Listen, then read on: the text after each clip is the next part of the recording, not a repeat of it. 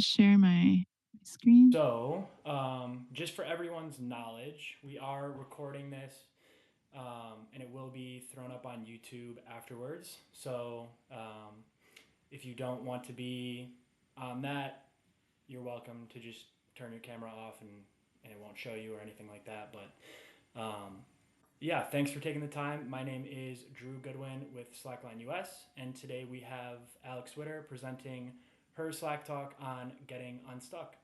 So, without further ado, Alex. Great. And are you recording? Yes, I am. Thank you. Okay, cool. All right. So, hey, I'm Alex. I've met a lot of you, but yeah, for those who I haven't, I'm Alex and I like highlining.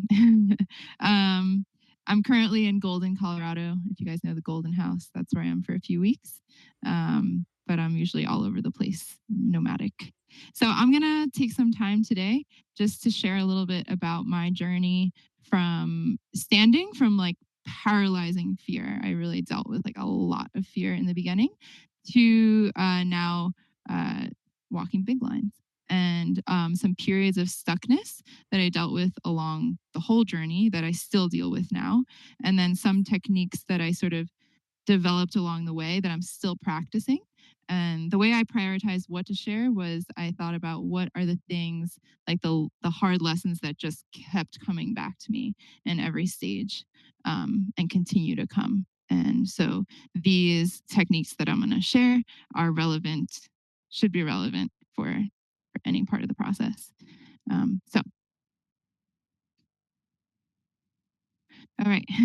Here's a picture of the quarry. Some of you may know. This is in the Delaware Water Gap, and I spent a lot of time here early on. So I'm going to take you back to the story of the day that I essentially gave up. I didn't give up going out, but I gave up hyper focusing on standing.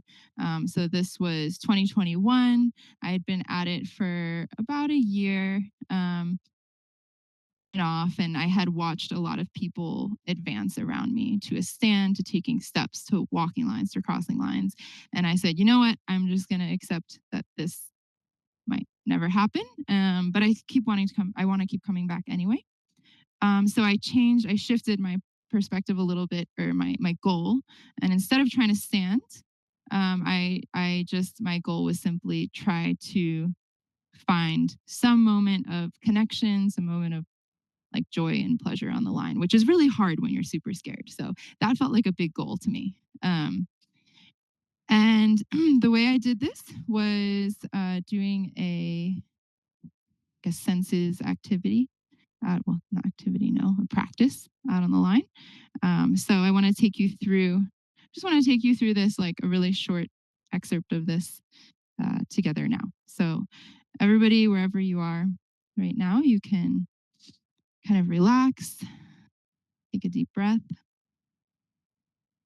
and notice, like look around your room or wherever you are. If you're driving, not you, Kara. Actually, no, you can do it while you're driving. Look around and look at something. So find something that you see. Try to notice the texture and the shape, the color. Right now, shift your focus to something that you can hear in your environment. And where is this sound coming from? What direction is it coming from? Keep breathing. Now, try to notice something that you smell. You can take a deep breath, or you can just sort of let it waft into your nose. All right. Now, notice something that you are currently touching. So maybe it's the chair underneath you. Maybe you're outside and you feel some wind. Um, Maybe, Kara, you're touching the steering wheel. And finally, notice something that you taste. Is there anything lingering in your mouth? All right. And if you closed your eyes, you can open your eyes. Um, and hopefully that left you, it's kind of very short version of that, but hopefully it left you feeling a little bit connected, a little bit more connected to where you are, and a little bit less in your head.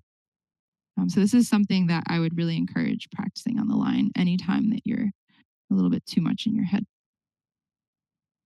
All right. So eventually I did stand. Um, and so that was great. But I realized that it was not hyper focusing on that goal that got me to that point. I was just kind of trying to stay in the flow. And so I realized that sometimes progression just looks like nothing and it feels like being stuck. So when this happens, just try to connect with your environment. Um, yeah, and there's a lot of other ways to find this flow on the line to like kind of shift your focus. You can do anything out there. You can explore, sing, bring a pen and a notebook and like write down poetry. I don't know. Listen to music if you don't usually listen to music. Don't listen to music if you do. One thing I liked doing when I started walking was imitating the walks of my friends in order to try out different styles of walking.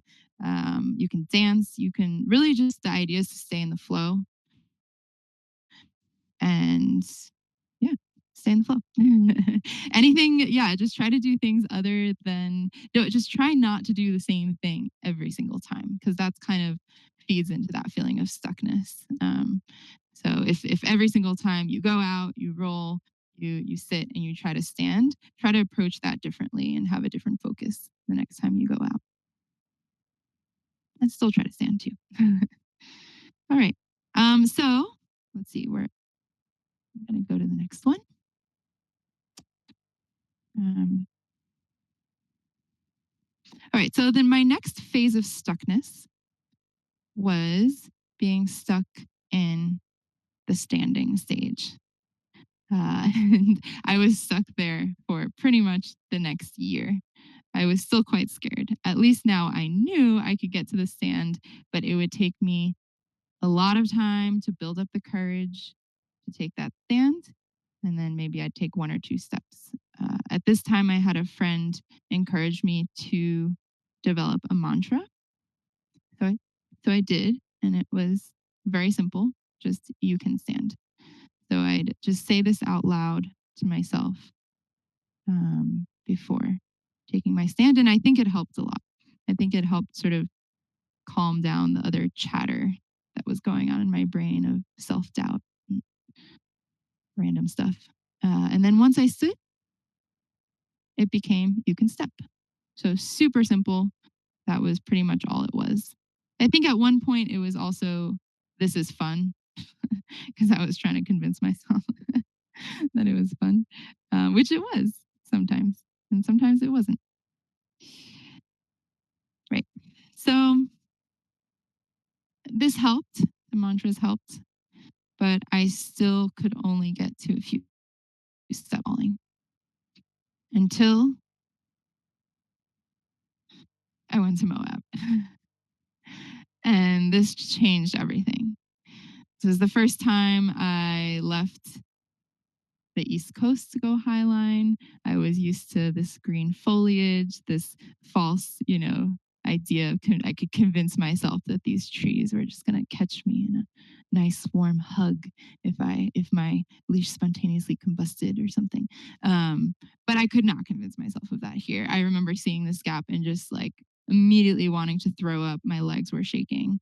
I was like, oh my God, I've never seen anything like this. But I got out on a 40 meter. I rolled to the end of the line and I said my mantra, built up some courage. Uh, and so my sort of technique or my my thought going into this was if you don't look down, you won't like see the exposure and you can just pretend it's like a line out east. However, when I finally took that stand, at the same moment that I stood, somebody jumped from the swing and screamed all the way down. They were going like below me, and in that moment, I could feel like in my body, in my bones, the massive amount of exposure that was all around me. And I absolutely went into like this freeze panic response. Like I froze. I like literally my body just went still. These like silent tears were streaming down my face. Um, my breathing got shallow. I mean, I was totally having like this panic response. But what also went still, strangely, was the and like there was not a wiggle in this line, and I just sort of tiptoed like to the end of the line and just sent it like some sort of deer being stalked by a lion or something. And yeah, that was this really crazy moment where it was like a dam breaking. And I would say I lost like 80-90% of my fear. And I realized in that moment that a lot of that progression to that point had just been very mental. It had been getting past that fear. And I did have this physical ability to walk the lines. And yeah, so yeah, all of that work, that sort of progression I had been like inching towards this moment, and this felt like sort of the last push, and my brain broke. um, yeah, and then, well, everything was easy after that. No, I'm just kidding. Just kidding. So what did I do after that? I committed really hard because now it was more fun. So I committed really hard. I went out all winter in New York. Shout out to the few people that really rigged with me over cold, frozen waterfalls. I went out pretty much every weekend that I could. I said no to a lot of other things in life. My boyfriend at the time dumped me, obviously, because he wasn't a highliner or slackliner. So and I took really long sessions, did a ton of laps, and just like spent hours out there. And that all paid off. So 1 year after that MOA breakthrough, I was at the anchor of my first big line, and this is the 880 in Squamish. Anybody's been there? Check. And yeah, so at this point, I never got stuck again. No, just kidding. My mantras had to change. So I remember this moment at this anchor looking out, and I wasn't really finding that self talk that had helped me before. Like I wasn't feeling super confident. I wasn't believing my own, like, you can do this kind of thing. So I called a friend, and this is the kind of friend that like makes you feel kind of dumb for even doubting yourself. And that's the kind of friend that you want in this situation. And I called him, and he, like, very matter of factly was just like, "What? You got this. This is just what you do." And that really stuck with me. And so that became my mantra. So when I went on this line, that those words like just kept naturally coming back to me. Um, And every time I would fall, I would get back sitting. And as I was standing, I would hear that this is just what you do.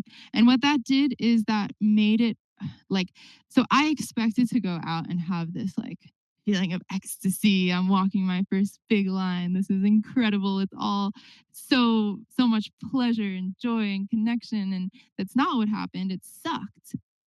It was really hard. And there was some wind, and there was so much like chatter and doubt in my mind. So what this mantra did for me is it kind of reminded me in that moment that you're not out here necessarily to always have fun. You're out here because you're choosing this challenge. And this is now just what you do. This is like a practice. This is training. It's not always going to be fun. And I still use this one actually. This is good. I'm collecting mantras, and I pull them out at different times. Yeah. And so what happened on this line was that about the first, and this happens to me on a lot of big lines now. It's really cool.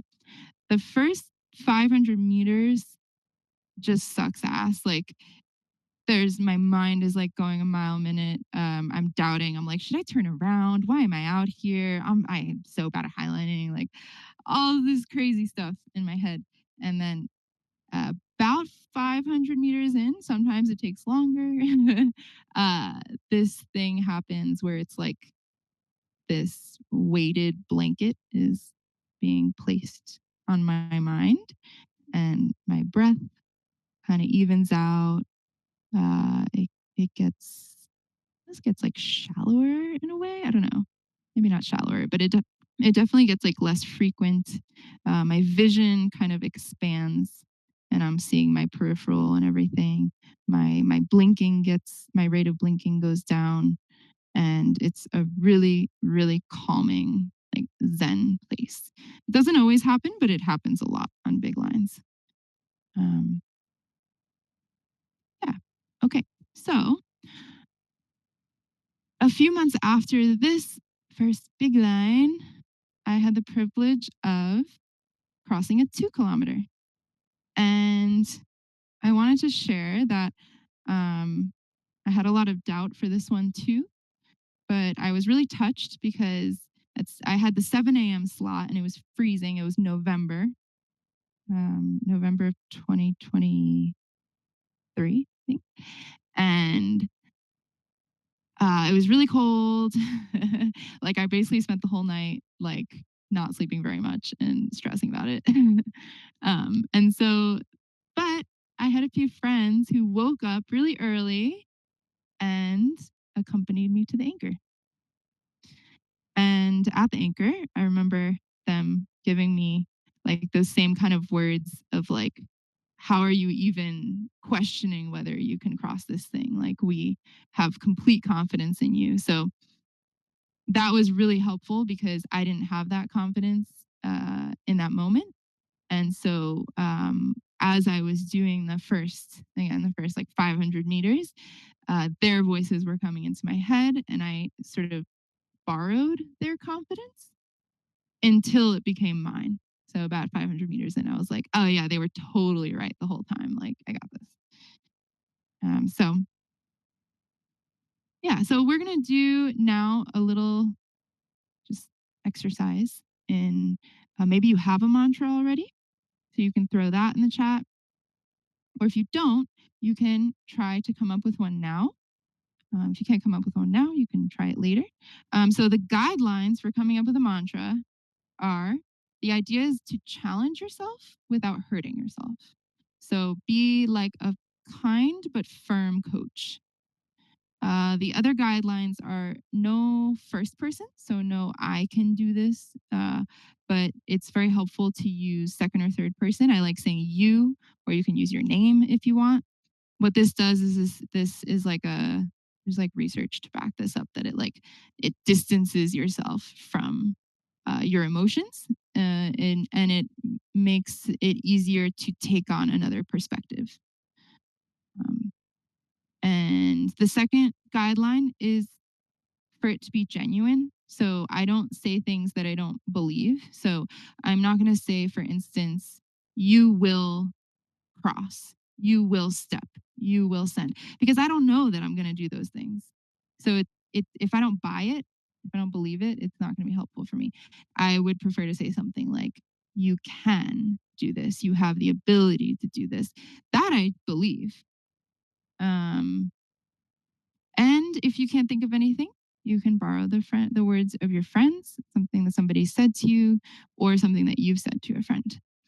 So let's take a few minutes now to just throw some things in the chat. See if I can see the chat. Okay, here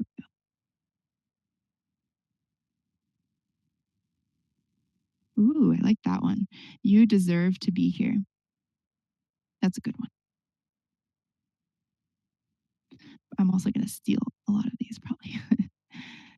This is my house, or this is my house, meaning the next tape or two is my safe space. I like that. You can do hard things. Mhm.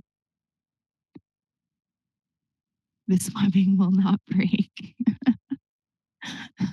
Yes, good. You have been training for this. You are strong. Bend your knees one step at a time. These are great. Stay in the moment.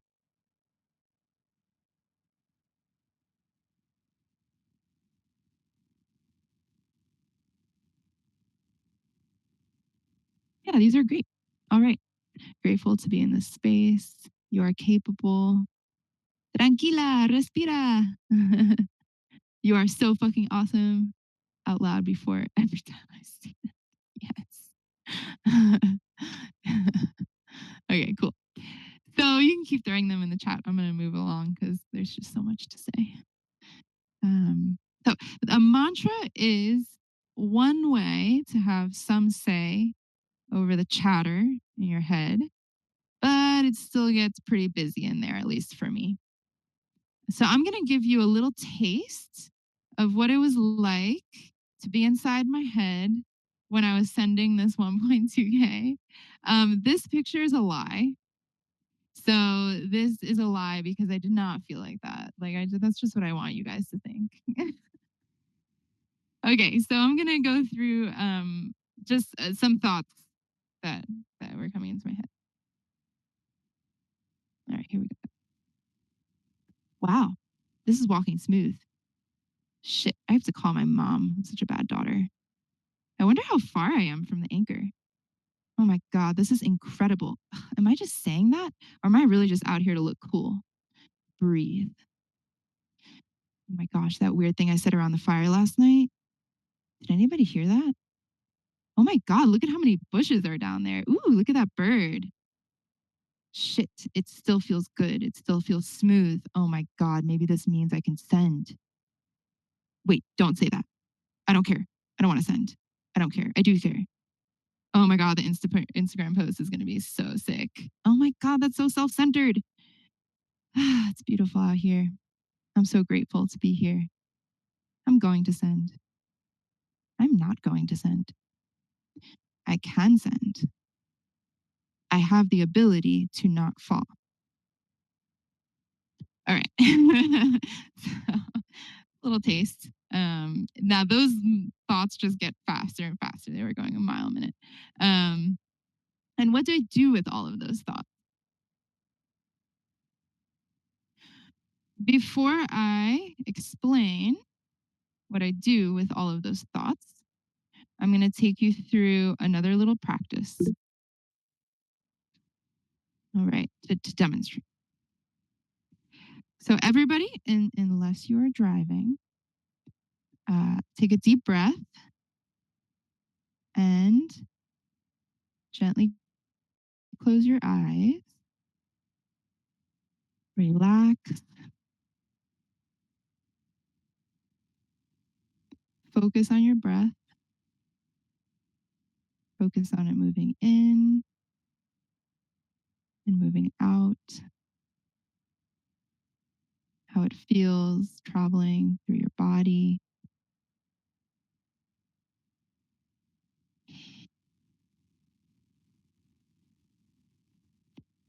And now imagine, with your eyes closed, imagine a river. There's a river flowing in front of you.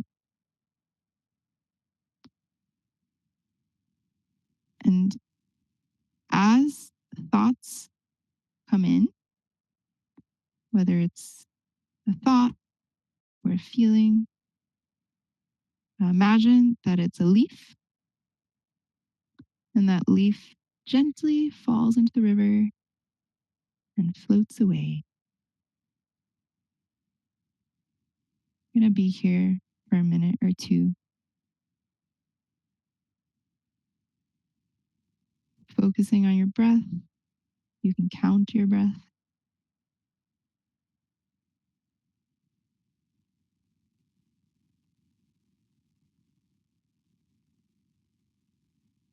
And every time a thought comes in, don't push it away, but just watch it float into the river. and flow away.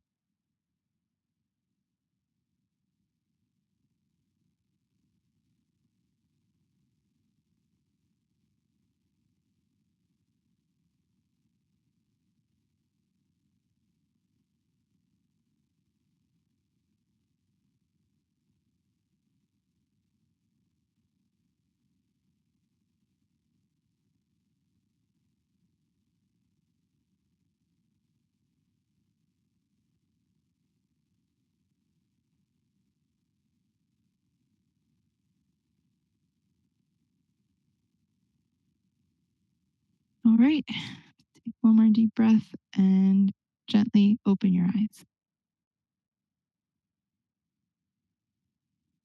All right. That one was for the person who said they wanted to do the blindfold walk. Just kidding. I just thought, okay, so that was hopefully that felt good. I know it was just like a really tiny taste, and this is a practice that takes a really long time. This is something that I do that I continue practicing when I just do sitting meditations too. So it is super hard in the beginning. So like if that was really hard for you and really frustrating, I get it. I that it was for me too when I started doing this. So how does this translate to the line? Well, I try to do this kind of moving meditation on the line. And the cool part about this is you don't need to imagine a river. You just use the things that are around you in your environment. Okay. So instead of counting your breath, you can count your steps if you want. I usually just go up to 10 and I don't know, it changes 6 to 10. If I count too many, then I'm like, oh my God, I've done 200 steps. Shit. And then I fall. um, and in terms of how you gently like let your thoughts go, you can use the things in your environment. So you can let them fly away on birds. You can let them drift away on clouds, float away in actual rivers below you, uh, float away in the wind. It can be placed into echoes and bounce around the canyon and away. It's really, there's like endless opportunities, and it's really an opportunity to be creative and also to engage. So this is kind of combining that senses activity with this moving meditation. But the next question is, how do you choose which thoughts to let go of and which ones to keep? Well, this is what I do. The irrelevant ones, like I have to call my mom, that can wait. So I'll just say, okay, when I get to the end of this line, I'll give my mom a call. The subjective ones, they go too. Okay. So this is going to be different for everybody. I personally like thoughts like you're a good highliner, you're awesome. I let those go because I also have thoughts that are like you're a bad highliner, you suck, and I want to let those go too. So anything subjective, anything like my opinion is just unhelpful to me. The things that are helpful are the objective things. So, for example, you have the ability to keep stepping. This line is like many small lines you have sent, but connected together, because that's true. There's a shit ton of connections. Um, you have more energy, like you have more energy in store than you are feeling right now. So, all of these things are true, and then also, I like thinking about things that I'm grateful for as well, because I feel that that's usually always helpful. Um, yeah. So this was like on the 1.2 when I was sending, I needed to use this. Oh my gosh, I needed to use this technique to try to end my because the thoughts were coming so fast. So I just had to sift through like get that one away. Okay, keep that one. And so eventually, I just kept those objective ones as mantras and tried to keep those going, and let the other ones go. Not push them away, but just say goodbye. All right.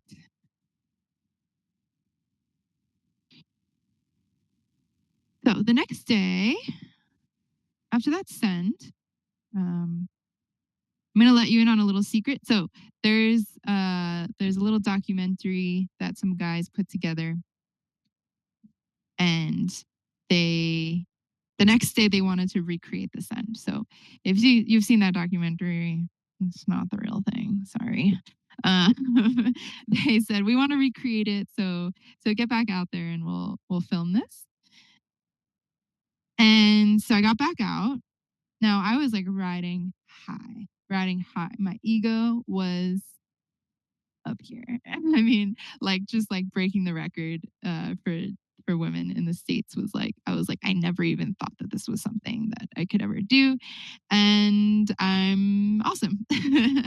And so I went out on the day after and got my ass kicked. My ego was crushed. It was like one of the hardest sessions of my life. I was exhausted. It was windy. I was terrified. I thought the line was going to break the whole time because of the wind. I was crying. I was angry. I literally butt scooted like two sections of the line. Um, I had to pull out every tool, like singing, counting my steps, telling myself jokes. Like, I mean, I had to pull out every tool to not send this line, to literally make it to the end of this line. So this is when I realized I was at my next version of being stuck, which is being stuck in my own ego. Now that I had performed at this level, my expectations were higher. And so I am more likely to get disappointed and get frustrated. And so it's important to remember, try to remind myself that of this quote: no man ever steps in the same river twice, for it's not the same river and he's not the same man. I don't know how to pronounce the name. Heraclitus. Sorry. Okay, so you can change this. You can say, no woman ever steps on the same line twice, for it's not the same line and she's not the same woman. I have been really having to remind myself of this lately, not to go out with expectations. Um, yeah, this whole past year, basically since that send. And so most recently, we're not there yet. Most recently, I was reminded of this in a pretty scary way, actually. So I was at the Lake City, the first speed comp that it was in Lake City, Colorado recently. And I had very high expectations because I had been training for this. I knew the speed that I was capable of. And I went and I just did not perform even close to what I thought I was going to. So I like didn't even make it past the quarterfinals, which it was like the first phase. I thought I was gonna I was like, oh, I'm gonna probably be in the finals, like whatever. And yeah, that was hard. So I on the race that I lost, I got off the line and I was just feeling pretty upset and disappointed. And so I just went to kind of started walking. I started walking away because I wanted to just be alone for a minute and have myself a little cry.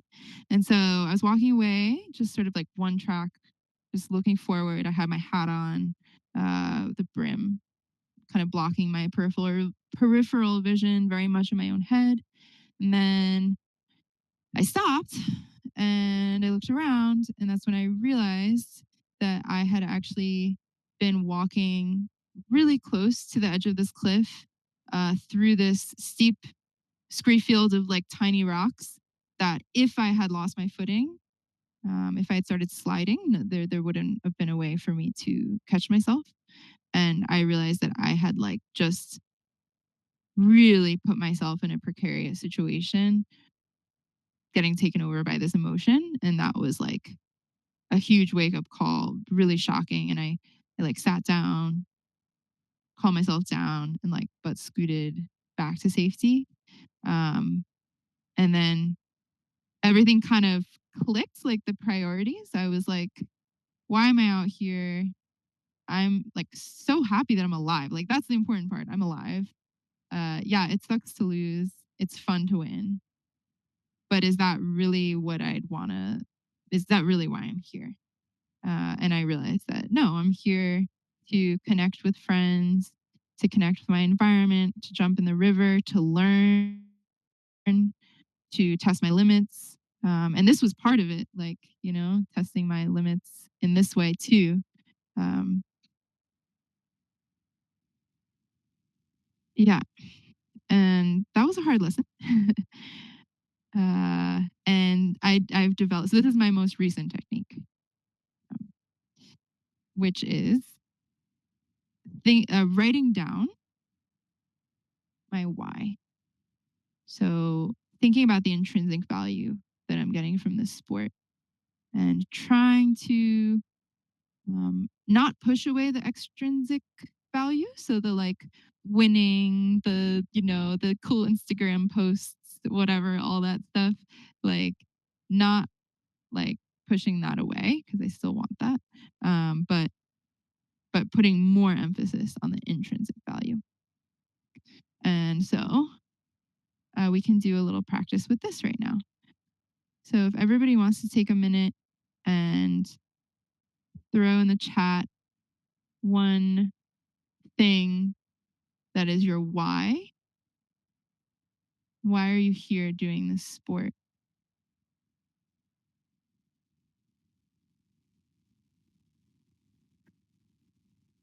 And then I'll read some of them out.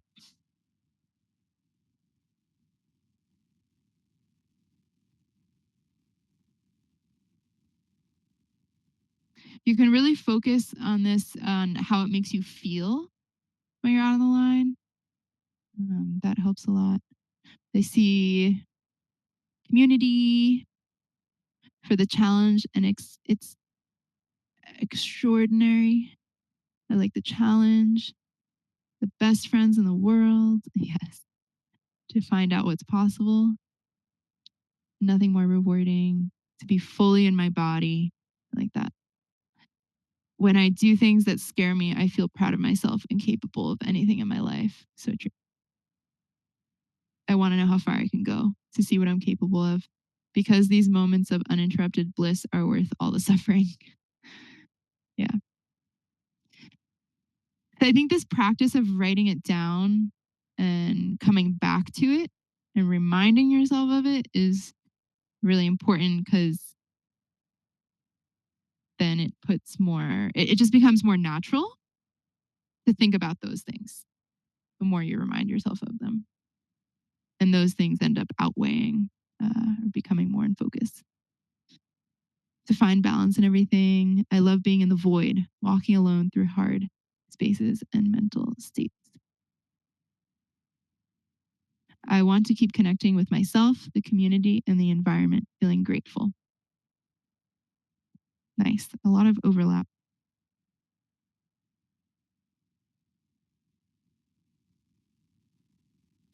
So yeah, keep returning to this list. Try to make it as detailed. Like I would, if you have time and you want to do this, try to make your list as detailed as possible. Like, and then keep coming back to it to train your brain to focus on those things. Because failure, as we all know, failure is just inevitable in this sport. You were probably never going to be satisfied. And so learning to enjoy the process is like, really important.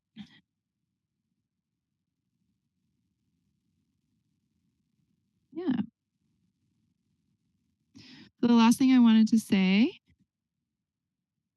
about this is the K hole, by the way, in Oregon, a place called the Hole. It's really good training grounds. These are parallel 1 to 1.2 Ks. Um,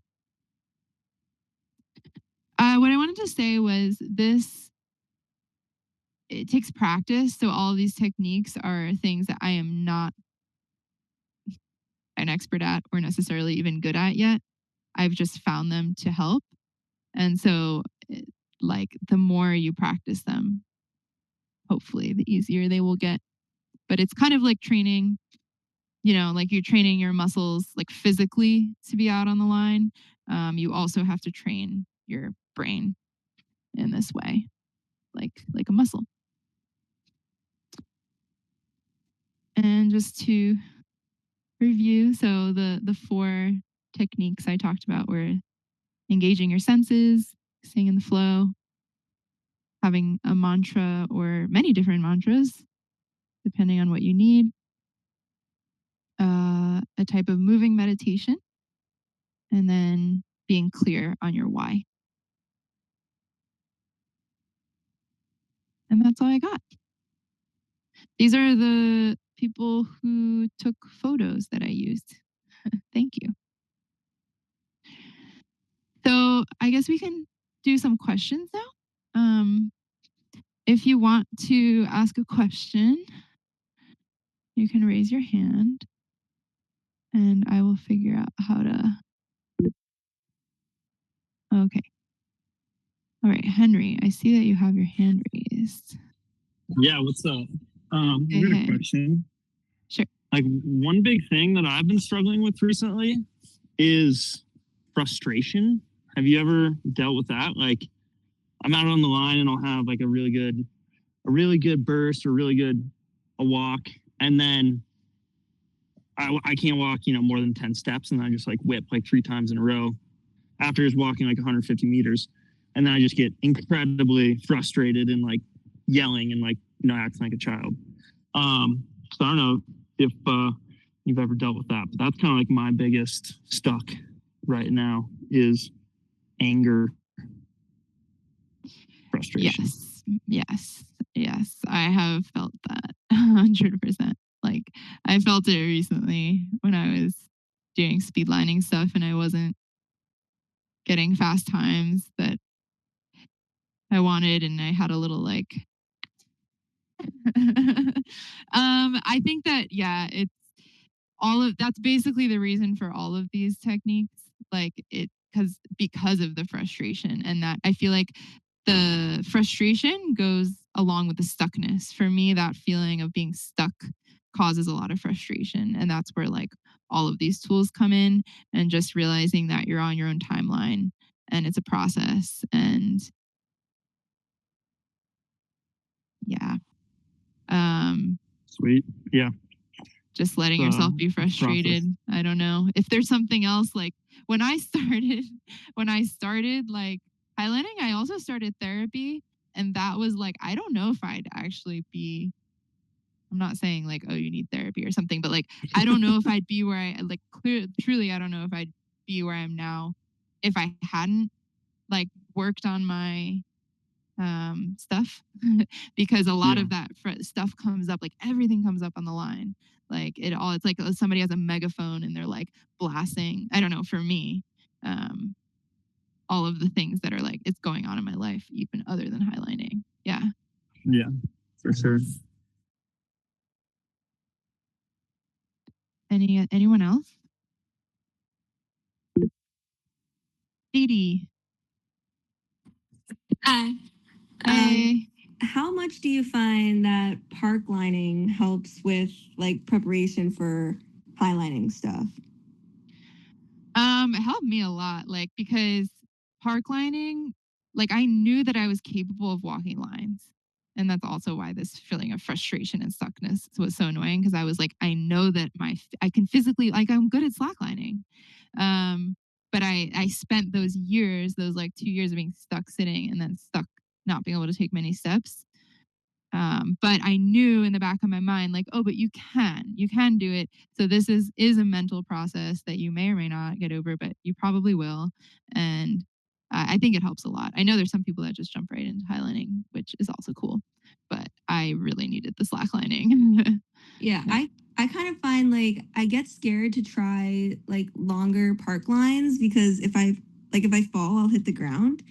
So scary. But yeah, but I feel like so like the park lines I do are just generally like more like shorter ones or like lower ones, just because I'm so scared of like the impact. But then I don't know how else to like prepare for high lines with that, because like I don't know. Do you know what I mean? Yeah, Like, no, I totally thought. yeah. I remember when I was introduced to the long lines, I was like, oh, this is the step to the high line. So I have to be able to walk this Yeah. before I can walk a high line. And then when I realized that wasn't true, I was like, thank God, because I am not trying to like break a leg. Okay. I don't like long So lines. it's not true. So you don't need No. to be able to walk a long park line to do a high line. No, long high lines are so scary. Okay. Yeah. Yeah. Cool. No. Thanks. Helpful, I'm sure, but I don't do it. Anybody else? Or comments or things? Oh yeah. Okay. Red tail? Red tail. Hello. So, Hey. hey, I was just curious about like, what's your pacing like on the big lines? Like, obviously, too fast, and you're in speed line territory, you're getting all shaky, but too slow, and you'll be out there for like hours and hours and hours. Do you ever think about like your pacing, like the speed that you're walking at? Yeah, definitely. I think that's important to think about. Like there's a lot of safety things to think about when you go out. So I have taken like the 2K, for example, took me 3.5 hours because at that time I was not very fast. So I'm really lucky that people gave me the time to do that and like it was chill. But I would recommend definitely working on pacing because like things can get dangerous out there when you're out for a long time.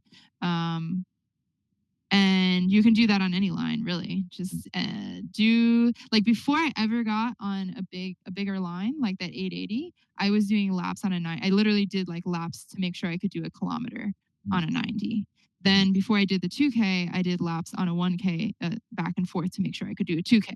So having that confidence that's like I've done this before, maybe not on this length of a line, but I have walked this distance before, I think is really important. Perfect. Thank you. Yeah. Anybody else? Any other techniques that other people use?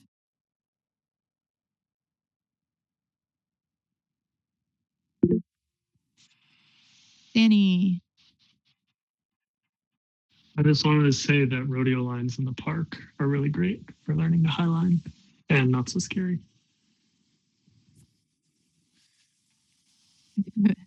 Thank you, Danny. I'm curious if anybody else uses any like different other forms of meditation or mental things out on the line. Because I don't know if, you know, it's what I do, but I don't know if it's helpful for everybody.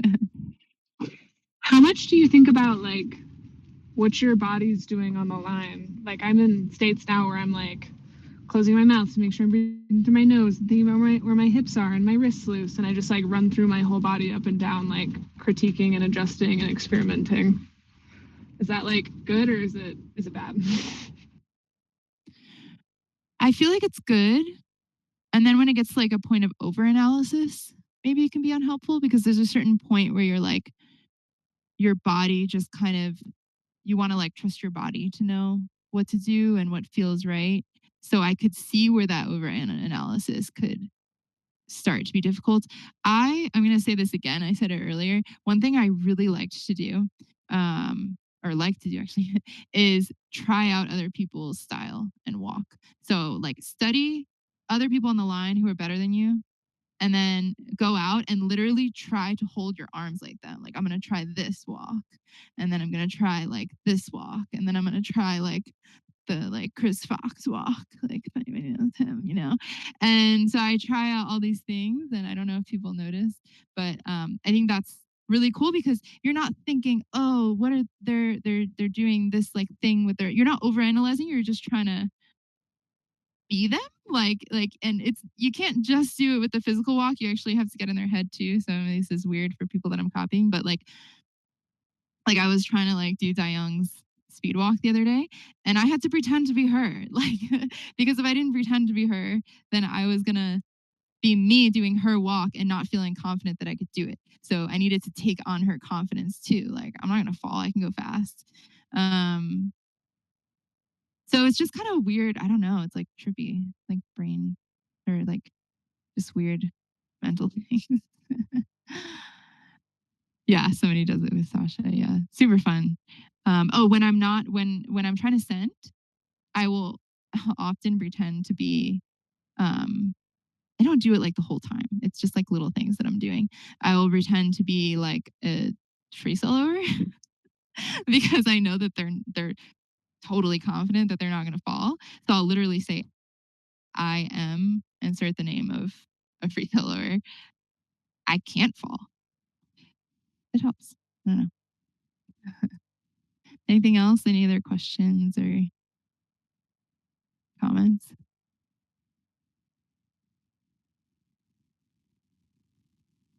It would be embarrassing if I told you like who I'm saying I am out there. So I'm not gonna do that.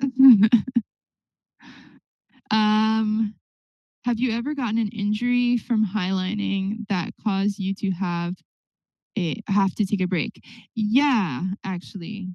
Not a huge injury, but more of like this. It like culminated in something. It was like I was freestyling a lot, and then my knee, like I was like facing my left foot out, and so I got this knee injury.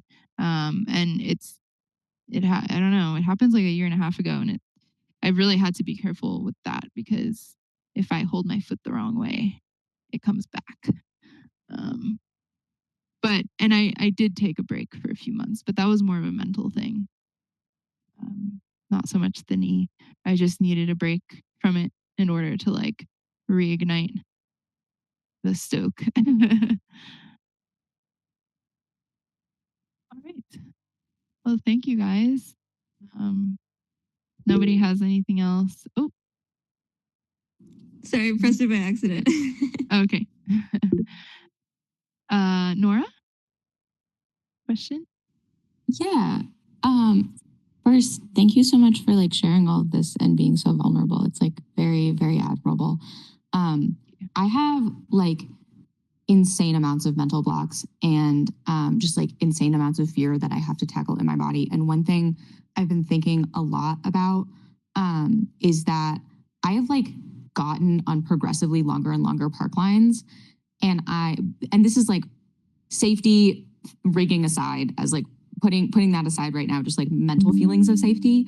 Like I am really struggling with like I am progressing to like longer park lines that are like objectively much more dangerous than high lines. And I am curious if you have any tips on like how to very like viscerally convince myself and understand like the difference, because I know it cognitively, but I like cannot feel it in my body. Yes, that's basically where I was at the first 2 years. It was like literally a wall. Like I wanted to like, yeah, like cognitively, I understood that this was safe, but I couldn't translate that to me. That wasn't translating to my body. Like it was like, it was just like this wall. I don't know. I just couldn't. So I would say this is like a time thing. And well, two things. First, a time thing. So just keep going and just believe that you are inching towards more comfort, and those techniques of like just staying in the flow and trying your best to like find other things to do on the line in the meantime. Wow, because if you're in the state of trying to get comfortable, and so you might as well just have fun with some other things out there while you're at it. Bouncing, like doing a lot of bouncing, I think helped me feel the line like in my body. The first time I was taking steps was like bounce steps because I was so used to just sitting there and bouncing and trying to get in that flow. Um, and the other thing is understanding. I don't know how much you like are involved in like rigging or if you have your own rig or anything, but I feel like focusing on like learning how to rig and understanding how it worked maybe helped a little bit too, because I could like trust myself that I looked at it and I was like, okay, I know this is safe. I looked at it, I checked everything. I still do like anytime I go out on a high line, I check, like go through the whole anchor check. And so getting into those habits, I think can help with gaining more confidence.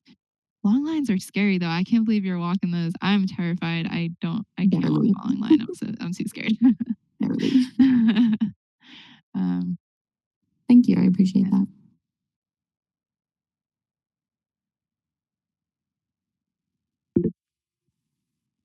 Tom. Thank you for everything that you went over here. But I have a quick question before we end this. When you were nearing the end on your K-hole send, did you reach a point where you were just like confident in the send, or were you kind of locked in till the last step? Oh yeah, that's interesting. I guess I did like there gets a point sometimes at the end of the send where you're just like, oh, I'm just here. Like I'm just doing this. Yeah, I think there is this like kind of confidence that comes at the last like 100 meters or so, but everything up till that was brutal. By the way, Tom is like the friend that gave me the mantra that this is just what you do. So that's been really helpful. Maybe hit up Tom for a mantra if you need one. But I don't like the "you are awesome" one. That one doesn't work for me. But I'm glad it works for you, Tom. I feel like I have a mental Rolodex, and some work on some days, and then sometimes they don't. You have to like scroll to the next one. But that one's kind of like my go-to. I can't front. It is every time. Nice. Alrighty. Well, thank you everybody for coming and letting me share and talk about all of this. I would love to continue the conversation, or if you guys have questions or want to like, I know the meditations were like really short. So if you want to talk about more about that in general, practices you can do outside of highlining to prepare, I'd be happy to keep it going. And if anybody has any tips for me, let me know because it's still a struggle out there. All right. Drew, is there a way for us to save the chat? Is this going to be saved?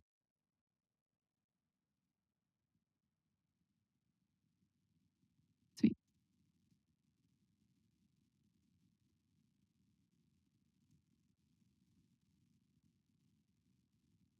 Awesome. All right. Thank you, everybody. Love you all. Thanks for coming. Bye. Thank you. Bye. Thank you. Bye. Bye. Thank you. Bye. See you for dinner soon. See you upstairs.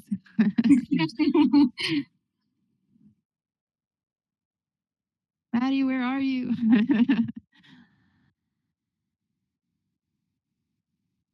Cool. You have to end it, right? Or should I end it? Do you end it? I don't know.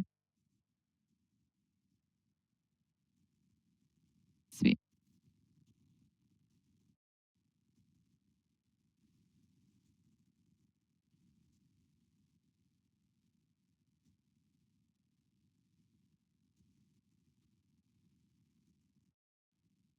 Thanks, Drew.